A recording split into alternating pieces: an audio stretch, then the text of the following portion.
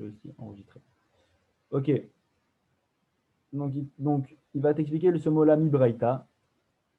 C'est quand on avait dit que les sages d'Eretz Israël, ils avaient dû trouver un autre moyen de trouver cette règle-là, comme quoi à l'heure à laquelle les Kohanim ils rentrent manger, c'est la sortie des étoiles.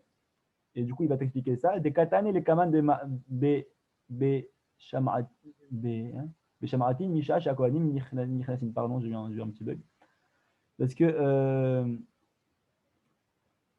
c'est comme on a enseigné là-bas, donc il t'explique plus tard dans la Gemara, c'est une braïta qu'on va voir la semaine prochaine, qu'à partir de l'heure où les Kohanim ils rentrent manger dans leur Touma, Vereya la Davar Tzetakochabim, et que ça fait référence à quoi? Ça fait référence à la sortie des étoiles. Shma mina ed kaparatan me'akevatan. Et de là, et donc c'est l'enseignement de tout début qu'on avait appris, c'est de dire que ils n'ont pas besoin d'attendre le lendemain matin et de faire un sacrifice pour être purs, mais déjà dès que la sortie des étoiles est arrivée, ils sont purs. Ok, ça c'était pour expliciter le début de l'enseignement. Michel Annie, maintenant, il va t'expliquer pourquoi on te ramène le cas du pauvre, que l'heure à partir de laquelle le pauvre y rentre manger. Chez En l'honneur la ligue Besserudato, comme on a dit, parce qu'il n'a pas de bougie pour allumer pendant son repas, et que du coup, il est obligé de manger tôt, et de finir de manger tôt, comme ça, il voit un minimum ce qu'il mange. Maintenant, il va t'expliquer Sefa Badak Liga à Matitine, que la fin de notre Braïta, elle est en contradiction avec notre Mishnah. Il va t'expliquer en quoi.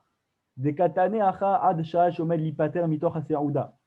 Parce que là, bah, dans notre Braïta, on nous a enseigné que c'est à partir de l'heure où il vient se séparer, entre guillemets, de son repas. Donc, à partir de l'heure où le pauvre finit de manger, et que du coup, il te dit, ça, c'est en accord, c'est en accord avec aucun des trois avis qu'il y avait dans notre Mishnah. En accord avec aucun des trois, qu'on avait dit soit le tiers de la nuit, soit la moitié de la nuit, soit l'aube. Des darish ou beshorbecha trilat zman shiva ou bematitin tana etnan atsof ashmoa arishona. Parce que il faut que ça reste dans le temps du coucher, parce que la mitzvah du schéma du soir, on la prend du pasuk ou shorbecha ou kumecha, à ton coucher, à ton lever. Donc c'est pour ça qu'il faut que ce soit sur un temps de coucher. Et que dans notre Mishnah, là-bas, on nous avait enseigné, comme on avait dit, que ça pouvait être jusqu'à l'aube, le temps de coucher. Et que du coup, de là, on voit que d'un côté, on nous dit c'est jusqu'à l'aube, de l'autre côté, on dit que le pauvre, il termine de manger, ce qui est très très tôt dans la nuit. Donc on voit que c'est en contradiction de là. Et maintenant, le dernier Rachir, Ani ve Cohen, le pauvre et le Cohen qu'on avait dit qu'ils rentraient manger au même moment. Ani kol lelotav ve Cohen tamé lechol bitrouma. Que on parle, le pauvre, il rentre manger quand? On parle vraiment que tous les soirs pour lui, c'est la même heure.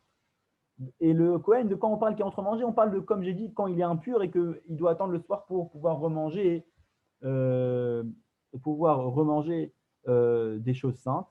Et on avait dit du coup, Hadshuraou, que le Kohen et le pauvre, c'est une seule heure pour eux deux. C'est quoi l'heure? C'est à Kochavim, la sortie des étoiles.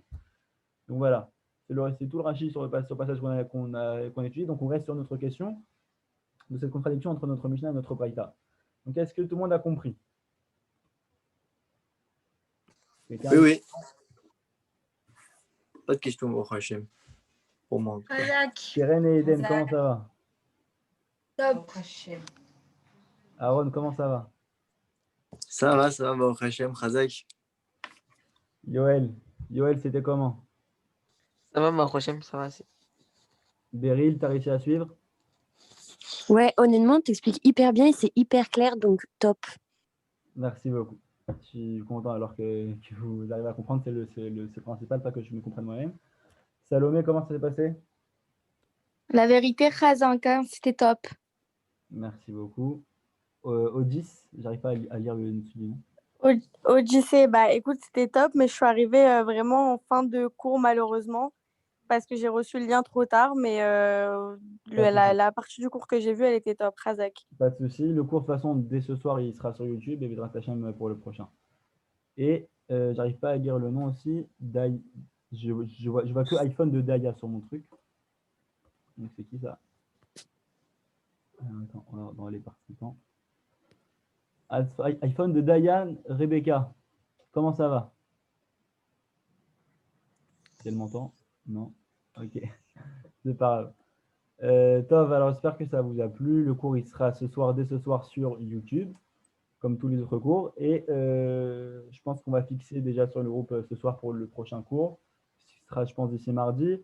Comme d'habitude, si vous connaissez d'autres gens qui seraient intéressés, envoyez-les moi en privé, que je vois d'abord qui je fasse rentrer sur le groupe. Si vous avez d'autres questions sur que ce soit sur les cours ou sur tous les autres sujets que vous pouvez avoir, aussi je suis là. Et je pense que c'est tout. Donc voilà, Erev Tov à tout le monde et Chazak à tous.